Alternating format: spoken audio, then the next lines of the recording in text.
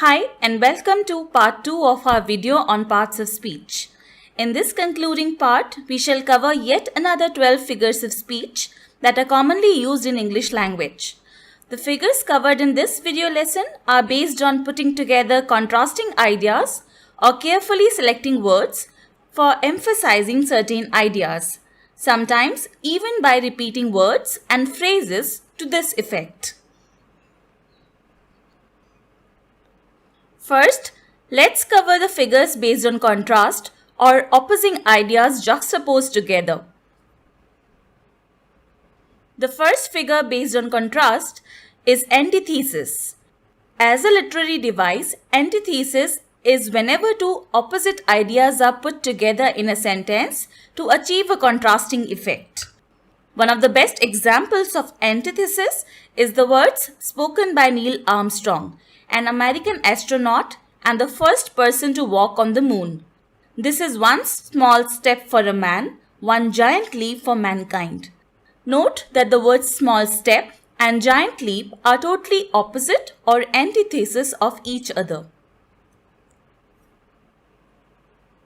Another good example is the quote of Satan in John Milton's Paradise Lost. Better to reign in hell than serve in heaven. Here, the words reign, which means rule, and serve are antithetical, and so are the words hell and heaven. And as an outstanding and unforgettable example, we have the opening lines from Charles Dickens' novel A Tale of Two Cities. It was the best of times, it was the worst of times. It was the age of wisdom, it was the age of foolishness. It was the epoch of belief, it was the epoch of incredulity. It was the season of light, it was the season of darkness. It was the spring of hope, it was the winter of despair. We had everything before us, and yet we had nothing before us. We were all going direct to heaven, we were all going direct the other way. The antithetical ideas and words are marked in yellow. Serving as an introduction to the novel, the contrasting ideas set in parallel structures markedly highlight the conflict that existed in that time, which was discussed in the novel. Antithesis can also be used simply as a word to mean opposite. Thus, war is the antithesis of peace, kindness is the antithesis of cruelty, and love is the antithesis of hatred. Angels are the antithesis of demons, etc. We are surrounded by antithetical thoughts and ideas all the time. So I will give one last example of antithesis from a real life situation. And that's a manager in a company thinking, since I get much less than my share of credit for the successes, why should I take any more than my share of blame for the failures? The second figure of speech that we are going to discuss is a paradox. A paradox is a statement that appears to be absurd or self-contradictory but is actually valid or true. A paradox is a food for thought. For instance, let's take the popular saying, "The child is the father of the man."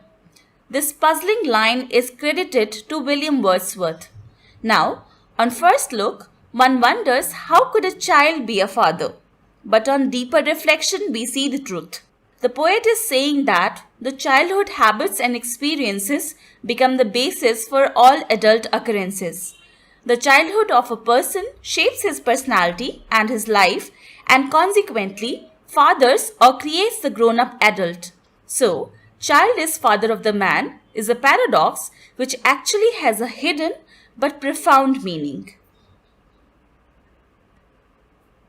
And in fact, there are many such philosophical statements. Some of them are so commonplace, banal and trite because they are so frequently used that they may not seem a paradox anymore. One such example is, change is the only constant in life. It's confusing for sure because constant is something that never changes. But the sentence says that change is inevitable and is bound to happen in life. It has become another cliche to speak of India as a land of paradoxes. Said the Cambridge economist Joan Robinson, Whatever you can rightly say about India, the opposite is also true. So let's talk about some real and relatable examples of how opposites coexist in our society here in India. It's a paradox that the second most populous country in the world, with a population of 125 million, is so pluralistic, multi-ethnic and multilingual. 8 religions and 23 officially recognized languages, and yet people coexist peacefully and live together harmoniously with a shared sense of nationality like no other place in the world. Though we do have our share of challenges, each of which is a paradox in itself. For instance, it is difficult to digest the fact that we have some of the richest people on the planet, but a staggering 276 million people are below poverty line in India, unable to pay for 2 square meals a day. A quarter of hungry people worldwide live in India, and 44% of children below the age of 5 are malnourished and underweight. It's a paradox that we educate the brightest minds in the IITs and the IIMs who go forth to become the CEOs of companies such as Google and Microsoft, and yet are unable to provide basic and primary education to a huge number of our children who either never attend school or drop out of school. It's a paradox that in India, bullock carts are still an indispensable mode of transportation for millions, but our rocket and satellite programs are amongst the most advanced on Earth. It's a paradox that we are a nuclear technology empowered nation, and yet many villages in India do not have access to electricity, and even in metros, there are severe electricity cuts for several hours daily. Here is another contradictory image of India. You can see a sadhu clad in a dhoti and holding his kamandal, and yet smoking a cigarette and talking on his mobile phone. That's the paradoxical image defining contemporary India. Well, sometimes the word paradox could also be used for a person or thing that combines contradictory features or qualities. For instance, a particular female could be called a paradox if she loves being in the public eye but also deeply values and protects her privacy. Now let us move to our third figure, irony, which is one of the most commonly used figures of speech in English. Well, irony is a situation that is strange or funny because things happen in a way that seems to be the opposite of what you expected. Like, consider the sentence, nothing is written in stone, written over a stone. That's irony because it is just the opposite of what you expected. When there is a mismatch between the expectations that something would happen and something else happens instead in reality, you call it situational irony. There is a beautiful example of this one from one of the jokes I read earlier. A child was born in an Indian family and the father made an astrologer predict his future.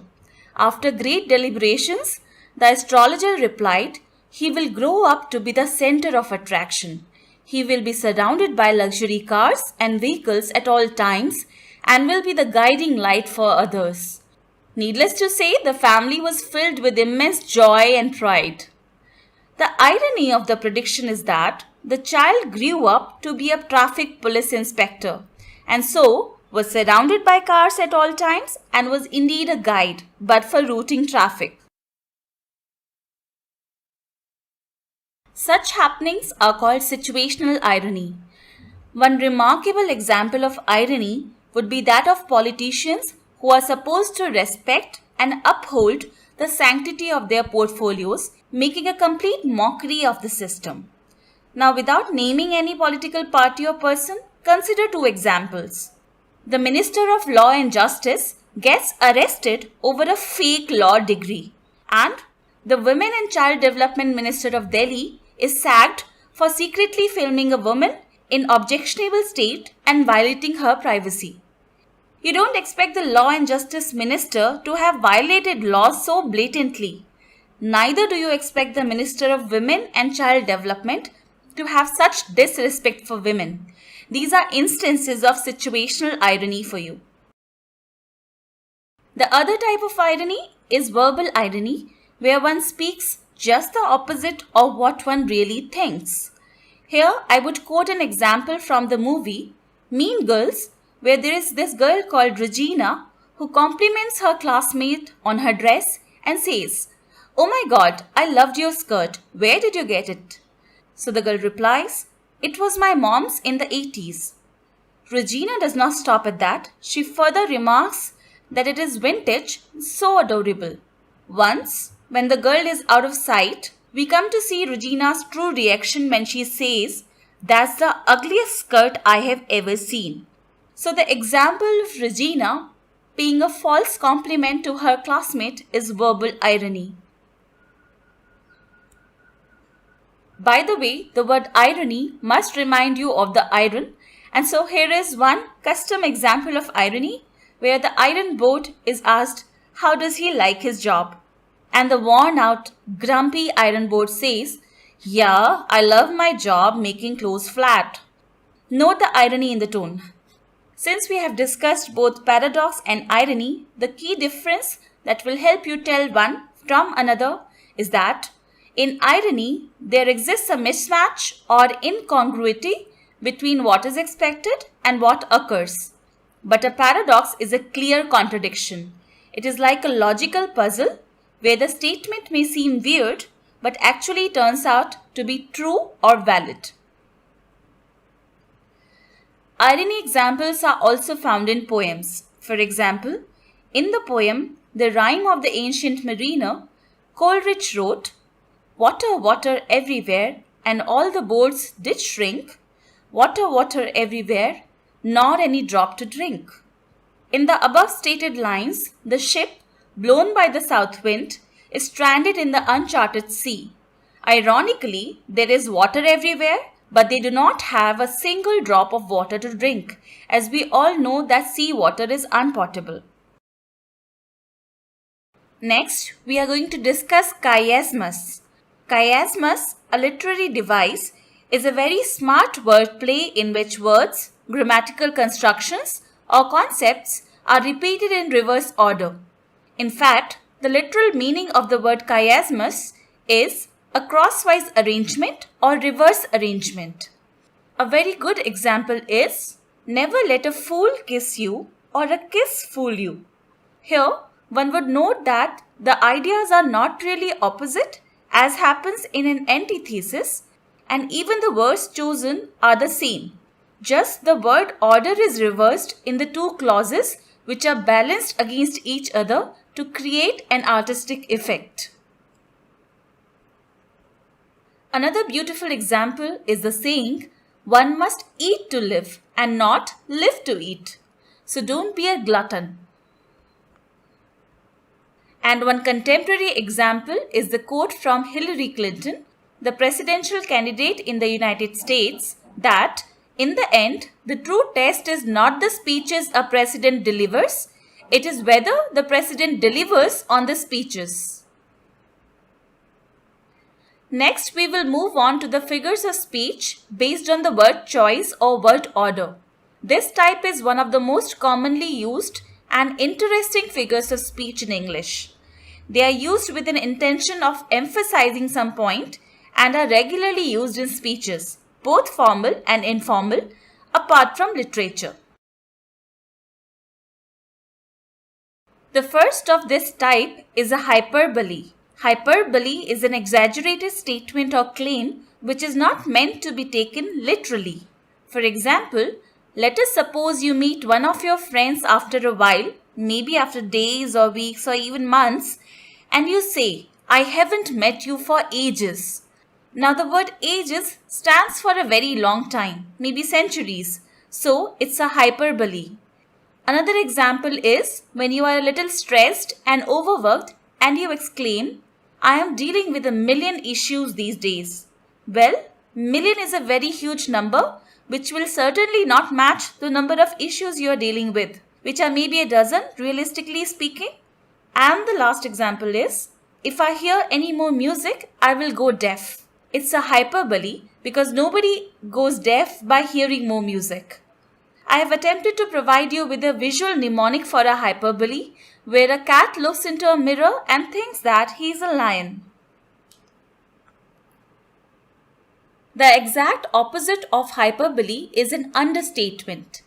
An understatement is when you say that something is smaller or less important than it really is. For example, saying that having your leg broken is somewhat painful is an understatement because a fracture is perhaps one of the worst and most painful experiences.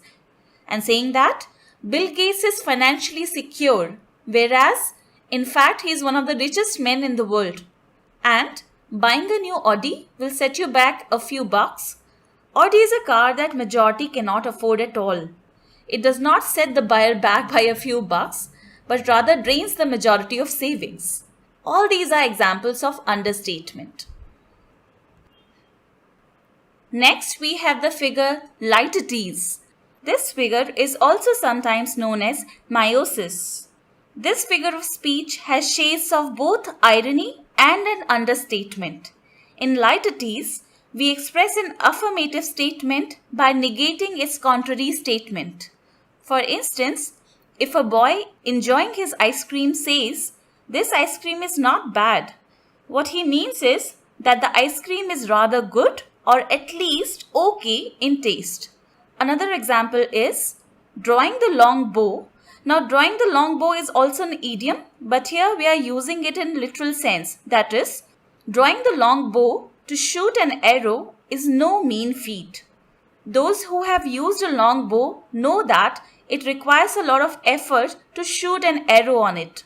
So in saying that it is not an average feat, I am in fact saying that it's an outstanding feat. Yet another example for litetes is when you say that someone is hardly an Einstein, which is the same as saying that guy or girl is not the brightest bulb on the tree. The statement actually means that that guy or girl is not smart at all and rather is dumb. Let us move on to word order for emphasis, wherein we repeat certain words or phrases for emphasizing a point. The most important figure of this type is anaphora. Anaphora is the repetition of a word or phrase at the very beginning of successive phrases, clauses, or sentences.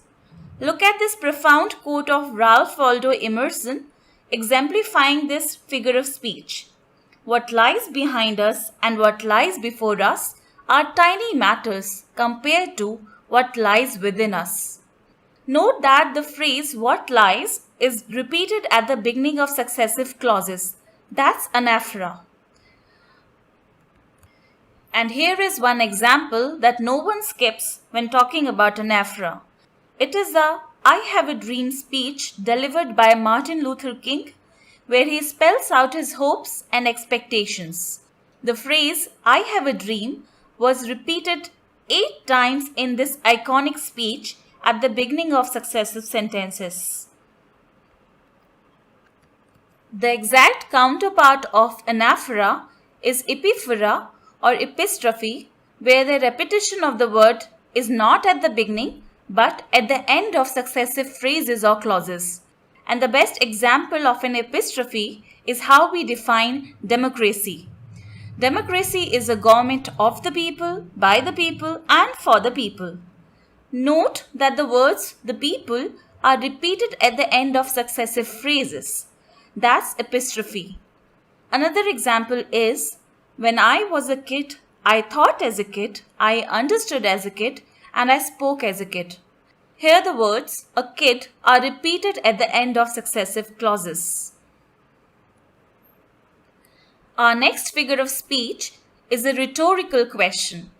As the name suggests, a rhetorical question is a question posed to provoke a thought rather than to generate an answer.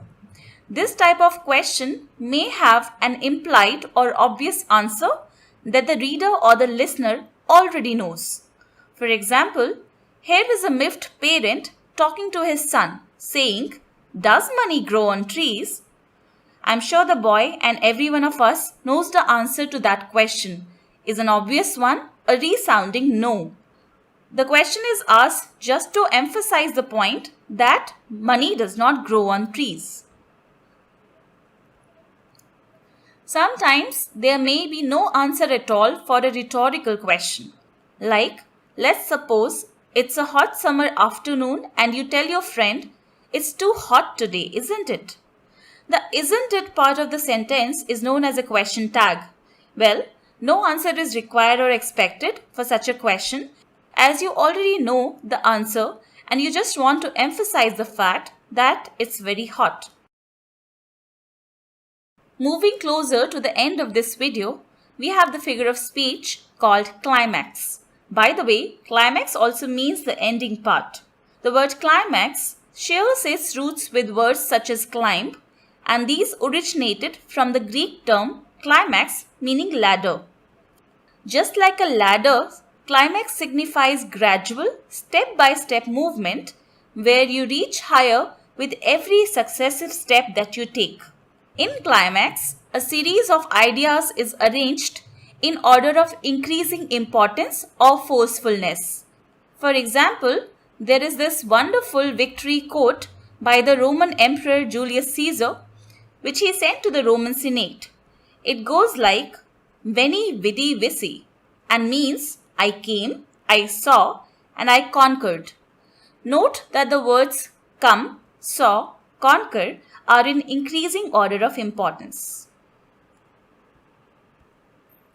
A climax is the most intense, exciting, or important point of something and is also called the culmination. In normal conversations, we often talk about climax of movies, etc. It's the most important part of the movie because the whole plot of the movie builds up towards it. An anticlimax, on the other hand, is a disappointing end to an exciting or impressive series of events. Here, I would like to give you one of the well-known examples of an anticlimax, that of Alexander the Great. The undefeated general, who had a winning streak across most of Asia, he had sought to reach the ends of the world but was taken ill at Babylon and died at a young age without being able to execute his plans. That was the normal meaning, and let's discuss anticlimax as a figure of speech now. As a figure of speech, an anticlimax is a sudden transition in discourse from an important idea to a ridiculous or trivial one. Let's see some example sentences. The first one is, in that terrible accident, he lost his family, his car, and his stylish watch. We see a decreasing order of importance here, as the most important thing is the family, followed by the car, and the stylish watch is the least important here. You may think that the watch should not have found a mention in this tragedy, but perhaps it has its own significance, as I feel that the mention of the stylish watch is a sudden jolt to the reader or the listener. It brings a lighter note to the conversation and helps diffuse the tension. Other examples of an anticlimax are, the infrastructure fund finances multilateral projects such as toll roads, railway and airport facilities, and even public toilets. And the extract from Woody Allen's speech to graduates goes like this. The contemporary man has seen the ravages of war. He has known natural catastrophes. He has been to singles bars. As you can see, a decreasing order of importance as facing wars and natural catastrophes compare nowhere with being to singles bars. So that brings us to the end of this lesson. If you liked it, don't forget to press the like button and subscribe to our channel. There is a lot of other stuff related to English vocabulary on our channel, which I'm sure will keep you interested. And thank you for your interest.